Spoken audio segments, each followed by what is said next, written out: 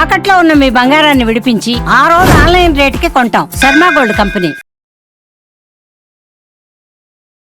నమస్తే, welcome to Suman TV. బంగారం వెండి ధరలు అమాంతం పెరిగిపోతున్నాయి. ఒక్కసారి ఈరోజు ఏంటో పరిస్థితి ఒక్కసారి మీకు వివరించే ప్రయత్నం చేస్తా. 24 క్యారెట్ల బంగారం ధర 11,770 రూపాయలు పెరిగి 1,78,850గా ఉంది. అలాగే వెండి కూడా కేజీ వెండి 4 లక్షలు దాటిపోయింది. 4,25,000 ఉంది ప్రస్తుతం.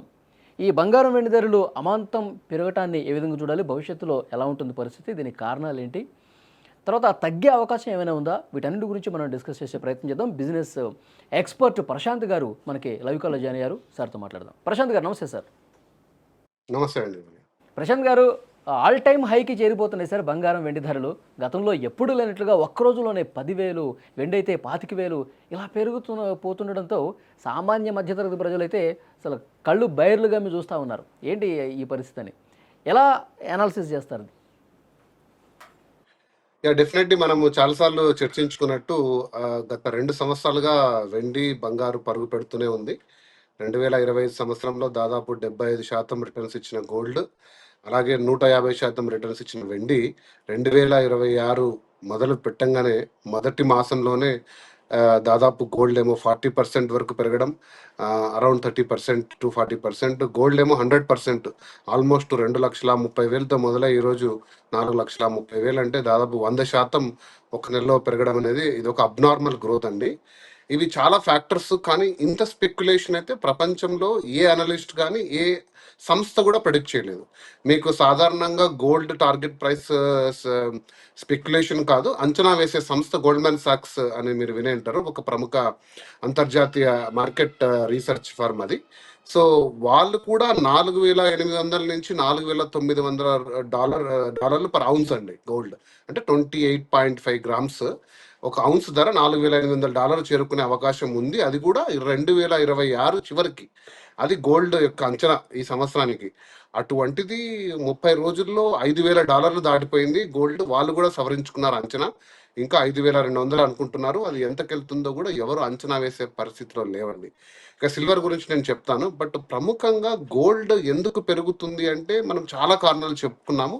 బట్ అన్నిటికంటే ముఖ్యమైన కారణం అండి డాలరైజేషన్. అంటే ప్రపంచము డాలర్కి ప్రత్యామ్నాయంగా ఇంకొక కరెన్సీ వైపు చూస్తుంది. అంటే అది పౌండ్స్ పెరగచ్చు, ఎన్స్ కావచ్చు, ఇంకోటి కావచ్చు, కానీ అన్నిటికంటే డాలర్తో పోటీ పడుతూ అందరూ కూడా, తర్వాత రీటైలర్స్ అయితేనేమి, హోల్సేల్ ఇన్వెస్టర్స్ అయితేనేమి, ప్రభుత్వాలు కూడా డాలర్కి ప్రత్యామ్నాయంగా ఇంకొక కరెన్సీని తీసుకొస్తున్నారు. అందులో మెయిన్ గోల్డ్ స్థానం సంపాదించుకుందండి. అందుకే విరివిగా గోల్డ్ కొంటున్నారు, రీసైకిల్డ్ గోల్డ్ కొంటున్నారు, ఇంపోర్ట్ చేసుకుంటున్నారు. సో గోల్డ్ ధరలు అమాంతంగా పెరిగాయి. తర్వాత ఈ ప్రపంచ ఆర్థిక తర్వాత పొలిటికల్ పరిస్థితులు బాగాలేవండి. అంటే దేశాల మధ్య సంబంధాలు ఏవి కూడా బాగాలేవు. అంటే ప్రముఖంగా ఇప్పుడు మిడిల్ ఈస్ట్లో ఇరాన్లో ఉన్న సందిగ్ధం, అంటే అమెరికా యుద్ధ వాతావరణం తీసుకొస్తుందా, తీసుకొస్తే ప్రపంచం ఎలా రియాక్ట్ అవుతుంది, అప్పుడుండే పరిస్థితుల్లో మనకు ఈ కరెన్సీ అంతా అండర్ వాల్యూ అయిపోయి ఖచ్చితంగా మెటల్స్ అనేటివి ప్రిషియస్ స్టేజ్లోకి వస్తాయి అని ఒక నమ్మకము.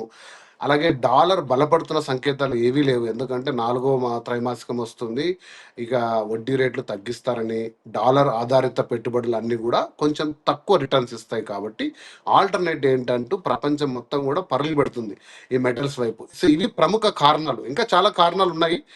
బట్ ప్రధానంగా బ్యాంకులు కొనడము, ఒక ఇన్వెస్టర్ డాలర్ మీద నమ్మకం సన్నగిలడం, ఇవి గోల్డ్ వైపు పరుగులు పెడుతున్నాయి. కానీ ఇంత అమాంతంగా ఎవరూ చెప్పలేరండి. అంటే ఏ అనలిస్ట్ కానీ ఏ సంస్థ కూడా ప్రెడిక్ట్ చేయలేదు. ఎందుకంటే గోల్డ్ ఎప్పుడు వొలటైల్ కాదంటే సడన్ గా పెరిగి సడన్ గా పడిపోయే సాధనం కాదు. మీరు 70 ఏళ్ళ చరిత్ర చూస్తే గోల్డ్ ఎప్పుడు ఇలా సడన్ గా పడిపోయేది. అంటే ఇక్కడ నుంచి కిందికి దిగే అవకాశం ఉండదు. పరిస్థితులు కొంత భిన్నంగా కనిపిస్తున్నాయి కదా సార్. ఇప్పుడు పెరగడం కూడా బాగా పెరుగుతుంది, తగ్గడం కొంచెం కొంచెం తగ్గినా సరే పెరిగే టైం వచ్చేసరికి బాగా పెరిగిపోతుంది. ఇదే అర్థం కావట్లేదు. డిమాండ్ అలా ఉందండి. ఇప్పుడు ఏదైనా వస్తువు డిమాండ్ ప్రకారంగా ప్రైస్ డిసైడ్ అవుతుంది. ఈ రోజు నేను 1 కిలో గోల్డ్ కొనాలని మీరు నేను అనుకున్నాను అనుకోండి, ప్రపంచం అంతా కూడా కొనాలి అనుకున్నప్పుడు డిమాండ్కు తగ్గ సప్లై లేనప్పుడు ఆటోమేటిక్గా దాని ప్రైస్ పెంచుతారు. ఇక రెండోది ఏంటి అంటే మనకు గోల్డ్ అనేది ఒక హై డిమాండ్ ఉన్న ఐటమ్. సో కాబట్టి అది పడిపోదు, అది అంటే ఖచ్చితంగా కరెక్షన్ అవుతుంది. అంటే ఒక సంవత్సర కాలం పాటు 6 నెలల పాటు అది పెరగకపోవచ్చు, ఒక 1,000-2,000 తగ్గచ్చు, 5,000 తగ్గచ్చు. కానీ ఇప్పుడు ఇది 10,000 పెరగడము, 15,000 పెరిగినంత పడిపోయే సాధనం అయితే గోల్డ్ కాదు. కాబట్టి ఆ నమ్మకం అంతకంతకు పెరుగుతుంది. అంటే ఈ రోజు ఎంటర్ అయినా కూడా మార్కెట్లో మనం ఇంకా ఏదో కోల్పోకుండా ఉంటామే అని ఇన్వెస్టర్లు అనుకుంటున్నారు. చాలా మంది నాకు పర్సనల్ కూడా కాల్ చేశారు, మిత్రులు అయితేనేమి, చాలా మంది తెలిసిన వాళ్ళు. నేను ఎప్పుడు ఇచ్చే అడ్వైస్ ఒకటే, అది సిస్టమేటిక్గా మీరు కొనండి. లాంగ్ టర్మ్ హొరైజన్ 3 ఏళ్ళు మీరు దాన్ని హోల్డ్ చేసుకుంటారంటే కొనండి. ఈ నెలలో కొనుక్కొని వచ్చే నెలలో మళ్ళీ 2.5 లక్షలు అవుతుందేమో అమ్మేద్దాము, ఇలాంటి అంచనాలతో గోల్డ్తో ట్రేడింగ్ చేయొద్దండి. బహుశా మీకు ఇదంతా కొంచెం ఉత్తేజంగా ఉండొచ్చు, అంటే కొంచెం ఎక్సైటింగ్గా ఉండొచ్చు. అరే దీన్ని క్యాష్ చేసుకోవాలి, 5 లక్షలు ఉన్నాయి, దీన్ని ఎట్లయినా 10 లక్షలు చేసుకుందామంటే ఇక మీరు ఇబ్బంది పడతారు, అది ప్రముఖంగా. సో పడిపోయే సూచన అయితే లేదండి. ఈ వాతావరణ పరిస్థితులు మళ్ళీ స్టెబిలైజ్ కావచ్చు, ఒక్కసారిగా డాలర్ పై నమ్మకం రావచ్చు, గోల్డ్ డిమాండ్ కొంచెం తరగచ్చు, రేట్ అయితే పడిపోదు. 100% నేను చెప్పగలను గోల్డ్, ఎందుకంటే దాని మార్కెట్ క్యాప్ చాలా పెద్దది గోల్డ్. బట్ సిల్వర్ గురించి వచ్చేటప్పుడు నేను లక్షల చెప్తాను, వరకు సిల్వర్ ఇస్ వెళ్తుంది వెరీ మెల్లమెల్లగా. ఇంకా వారం 10 రోజుల్లో 2 లక్షలు కూడా టచ్ కావచ్చు అని చెప్పి అంచనా వేస్తున్నారు. అంటే ఇది ఇట్లా 2 లక్షలు దాటి ఇట్లా వెళ్ళిపోద్దా? చాలామంది ఒక ఆలోచన కూడా చేస్తున్నారు, ఇది ఏదో ఒక రోజు కిందకి 1,00,000 వరకు పడిపోయే రోజులు కూడా వస్తాయి. అట్లా జరిగే స్కోప్ ఉందా సార్ అసలు? అస్సలు లేదండి. అది నేను చాలా సార్లు చెప్పాను. ఇంతకుముందు కూడా చాలామంది థంబ్‌నెయిల్స్ కోసం 60,000, 70,000 అని లాస్ట్ ఇయర్ కూడా చెప్పారు. ఎటువంటి ఆస్కారం లేదండి. 60,000, 70,000కు పడిపోయి ఆస్కారం లేదు. గోల్డ్ ఎప్పుడు కూడా డౌన్ కాదండి. 100% గోల్డ్ డౌన్ అయ్యే సాధనం కాదు. బట్ ఓవర్ ద పీరియడ్ సిల్వర్కు ఉందండి అవకాశం. సిల్వర్ అనేది మార్కెట్ క్యాప్ చిన్నది, అంటే ఇండస్ట్రియల్ నీడ్, ఇన్వెస్ట్మెంట్ పరంగా సిల్వర్ ని హోల్డ్ చేసుకునేది ఇప్పుడే స్టార్ట్ చేశారు. అమెరికా క్రిటికల్ మినరల్ గా ఐడెంటిఫై చేసిన తర్వాత లార్జ్ బార్స్ లో కిలోల్లో కొని ఇన్స్టిట్యూషనల్ ఇన్వెస్టర్స్ కానీ రిటైలర్స్ కానీ పెట్టుకుంటున్నారు. సార్ సిల్వర్ పరిస్థితి ఎలా ఉండబోతుంది సార్? నేను ఇందాక చెప్తున్నాను కదండి, సిల్వర్ పెరుగుతున్న కారణాలు అయితే ఇండస్ట్రియల్ నీడ్స్ ప్లస్ ఇప్పుడు అమెరికా క్రిటికల్ మినరల్ గా డిక్లేర్ చేయడంతో ఇన్వెస్టర్లు సిల్వర్ కూడా హోల్డ్ చేసుకోవడం స్టార్ట్ చేశారు. బట్ సిల్వర్ మార్కెట్ బంగారుతో పోలిస్తే చాలా తక్కువ అండి, చాలా చిన్నది. అంటే ఒక బంగారం ఒక 100% మార్కెట్ ఉందనుకోండి, సిల్వర్ మార్కెట్ ఒక 5%. అంటే ఎందుకంటే ప్రపంచవ్యాప్తంగా సిల్వర్ నిల్వలు పెట్టుకోరు ఎవరు. సో చిన్న చిన్నగా రిటైలర్స్లో లేకపోతే చిన్న చిన్న ఇన్వెస్ట్మెంట్స్ ఉంటాయి, కానీ టన్నుల కొద్ది సిల్వర్ ఎవరు దాచుకోరు. ఎందుకంటే అంత దాచుకోవాలంటే స్పేస్ సరిపోదు అంత డబ్బుకి.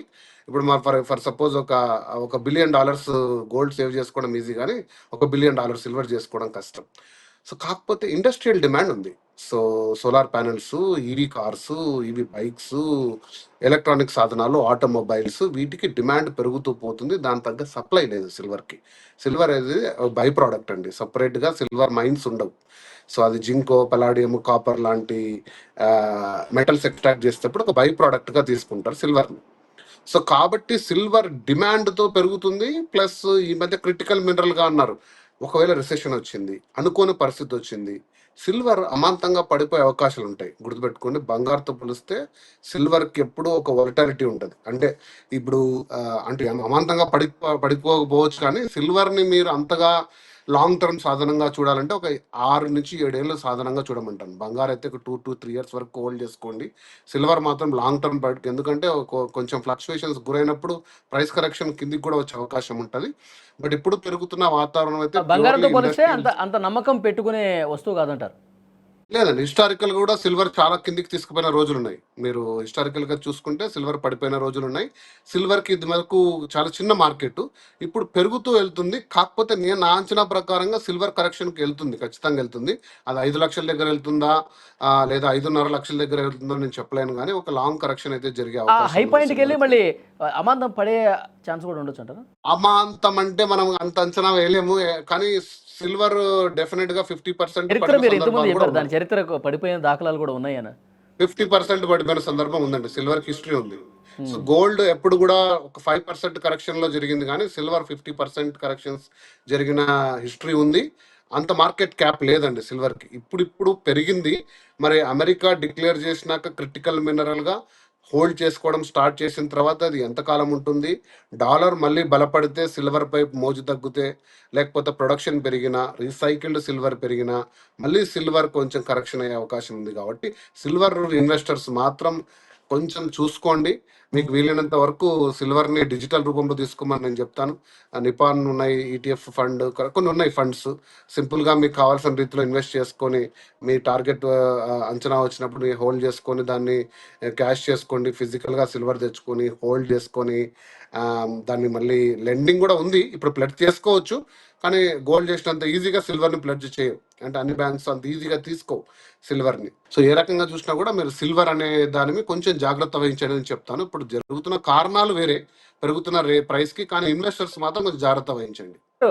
బంగారం వెండి ధరల్లో గతంలో కొన్ని సంవత్సరాలుగా ఒకసారి కంపేర్ చేస్తే ఈ స్థాయిలో పెరుగుదల అనేది ఉందా సార్? గతంలో కూడా 10,000, 12,000 బంగారం కూడా ఇట్లా పెరిగిన పరిస్థితి ఉందా? బంగారు సిల్వర్ చరిత్రలో ఇంత కరెక్షన్, ఇంత స్టీప్ హైక్ ఎప్పుడు లేదండి. బంగారు మీరు చరిత్ర తీసుకొని గ్రాఫ్ తీసుకుంటే మీకు యాన్యువల్ రిటర్న్ స్థిరంగా 8 to 10% ఇస్తూ వచ్చింది. కొన్ని సందర్భాల్లో 15 to 20% వచ్చింది. కానీ 75% సిల్వరు, సరే బంగారు, 150% సిల్వర్. ఈ ఇయర్ ఎంత పోతుందో తెలియదండి. 87,000 సిల్వర్ 2025 జనవరి 1, 87,000 ఉన్న సిల్వర్ ఈరోజు 4,50,000 ఉంటే 500% రిటర్న్. ఇలాంటి అబ్నార్మల్ గ్రోత్ అనేది సిల్వర్ హిస్టరీలో లేదు. గోల్డ్ కూడా 75% పర్ ఇయర్ అనేది లేదండి హిస్టరీలో. సో చెప్పాను కదండి, ఒక ఆల్టర్నేట్ కరెన్సీ ఎమర్జ్ అయ్యే విధానంలో ఉంది అని ప్రపంచం మొత్తం కూడా. డాలర్కి బలంగా ఇంకొక కరెన్సీ ఉండాలి, అది ఈ ప్రెషియస్ మెటల్ అయితేనే బాగుంటుందనే ఒక నమ్మకం పెరిగింది ఒకసారిగా. సో అందువల్ల ఇదంతా జరుగుతుంది. సార్ ఫైనల్గా ఈరోజు బంగారం కొనాలి అనుకున్న వాళ్ళకు ఏం చెప్తారు? నేను మొదటి నుంచి చెప్తున్నానండి, బంగారు ఈరోజు కొంటున్నారంటే మీ ఉద్దేశం కనీసం ఒక 2 సంవత్సరాలన్నా కనీసం హోల్డ్ చేసుకునే విధానంతో కొనండి. మీకు ఏదో నెక్స్ట్ మంత్ 5 లక్షలు అవసరం ఉంది కదా అని ఈరోజు మీ దగ్గర ఉన్న 2.5 లక్షలు పెట్టి నెక్స్ట్ మంత్ క్యాష్ చేసుకోవాలని చేయొద్దండి. మెటల్ ఎప్పుడు నేను చెప్తానండి, metals are always your insurance, not your growth asset. అంటే మీరు కారుకి ఇంజన్ ఉందనుకోండి, అది నడిపిస్తుంటుంది ముందుకి.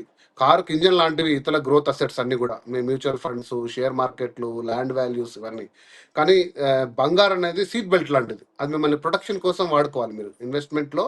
ఇవి ఒక ఇన్సూరెన్స్ అసెట్స్. ఇవి మీకు ఎప్పుడో ఆపద వచ్చినప్పుడు వాడుకునే విధంగా ఇన్వెస్ట్ చేయండి అని నేను చెప్తాను. తర్వాత సిస్టమేటిక్గా ఇన్వెస్ట్ చేసుకోండి. ఒక 6 సార్లు ఎంటర్ కాండి 6 నెలల్లో.